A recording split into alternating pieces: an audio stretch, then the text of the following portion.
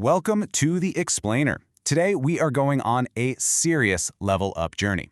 You know that incredibly dense 9-hour Google AI prompt engineering course? Well, we're taking all of that and transforming it into highly actionable, easy-to-remember frameworks that you can start using right this second. If you want to stop just kind of guessing with your AI inputs and actually start engineering precise, high-level outputs, well, you're in exactly the right place. Here's our roadmap for today. We're going to progress through 5 distinct levels: the core prompting framework, 4 methods for iteration, advanced prompting techniques, building custom AI agents, and finally, responsible AI pitfalls. By the end of this, you'll know exactly how to go from those basic fundamentals all the way up to building your own custom AI expert partners. So let's start right at level 1, the core prompting framework. This is the absolute foundation of all AI communication, really establishing the baseline for every single interaction you'll have moving forward. Okay, let's dive into this. It's a 5-step framework. Step 1 is your task. Basically, what do you actually want the AI to do? Step 2 is context. The more specific background details you can provide here, the better the output. Step 3 is references, which means giving the AI past examples to mimic. Step 4 is evaluate. Look at the output and really ask yourself, is this exactly what I wanted? And step 5 is iterate, because, let's be real, prompting is almost never a one-and-done process. It's an ongoing circular loop of constant refinement. Now, Google's original mnemonic for this is honestly pretty hard to remember. So we're going to use this hilariously bizarre phrase instead. Tiny crabs ride enormous iguanas. Task, context, references, evaluate, iterate.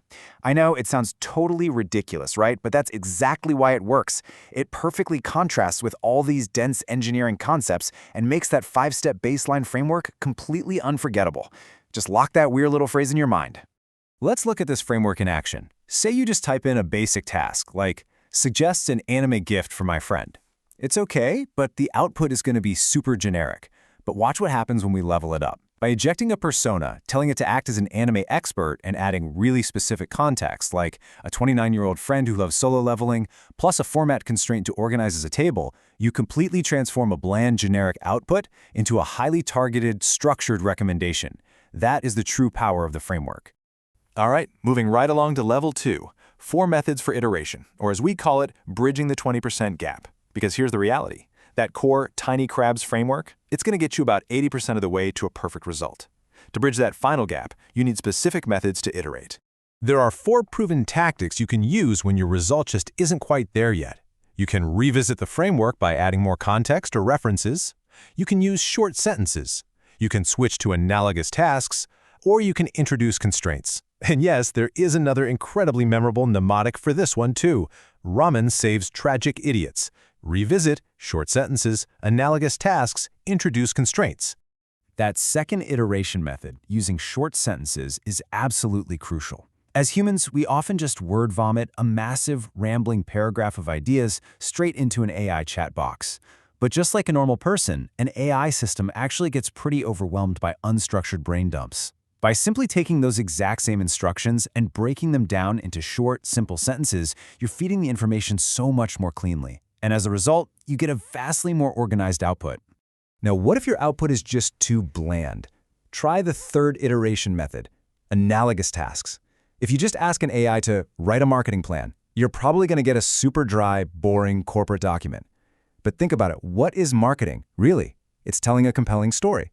So instead, if you ask it to write a story about how this product fits into our target customer's life, well, by shifting that framing to storytelling, you yield results that are significantly livelier and just far more interesting to read. Now, what's really interesting about this next part, as we level up to Section 3, is tackling advanced AI prompting techniques. This is where we go way beyond basic tasks and start unlocking complex problem-solving maneuvers. The first advanced technique here is prompt chaining. Basically, this means guiding the AI through a series of interconnected prompts, adding new layers of complexity at each stage. Imagine you're an author. First, you feed the AI your entire manuscript and ask it to generate 3 options for a 1-sentence summary. Okay, good. Then, you chain that to the next prompt, asking it to combine those summaries into a specific tagline that focuses on a major plot twist. Finally, you take that tagline and chain it into a third prompt asking for a full 6-week promotional book tour plan. You see?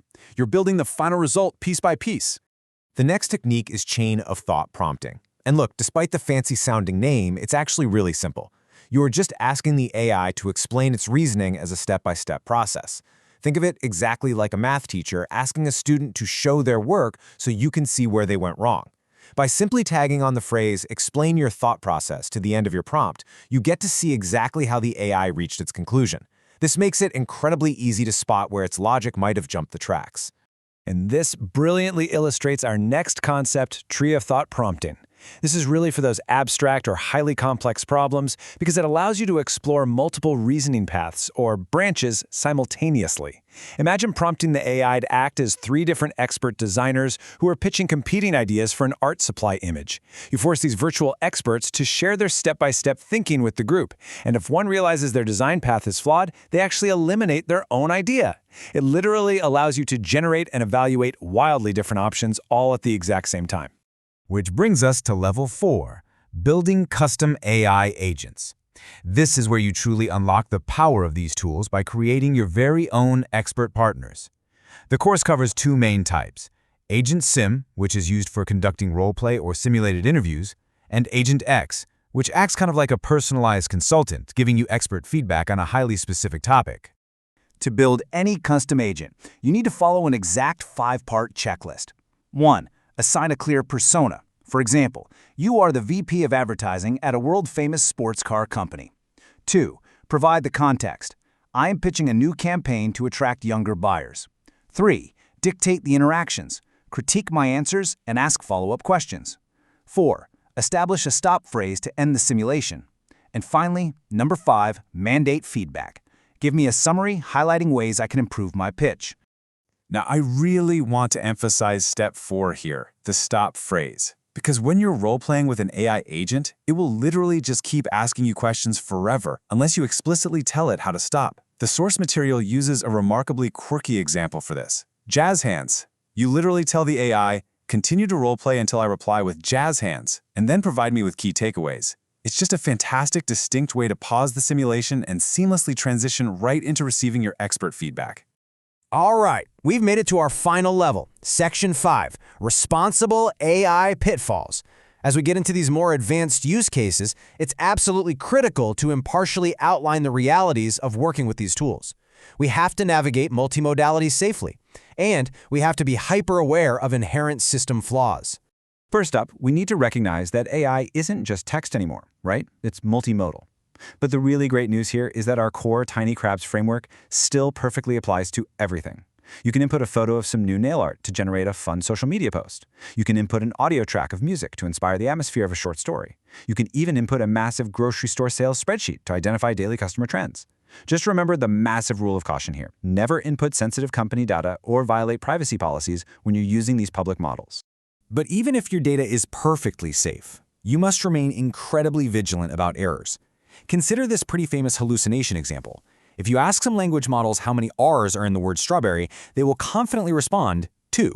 A hallucination is basically when the tool provides outputs that are completely inconsistent, incorrect, or just plain and nonsensical. The scary part? AI can, and absolutely will, be confidently incorrect. So the absolutely crucial point here is this. You must always employ a human-in-the-loop approach. Because these models learn from gargantuan amounts of human-created content, they inevitably pick up on human flaws, like gender or racial biases. So you always want to verify factual accuracy, proactively check for those hallucinations, monitor for any inherent biases, and fiercely protect sensitive data.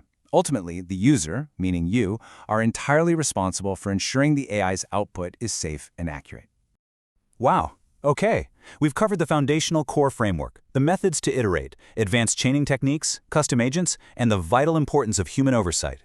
You are no longer just typing blindly into a box. You are engineering prompts. So I want to leave you with this final provocative thought. Now that you're armed with these frameworks, how will you iterate your very next conversation with AI? What expert agent are you going to build today?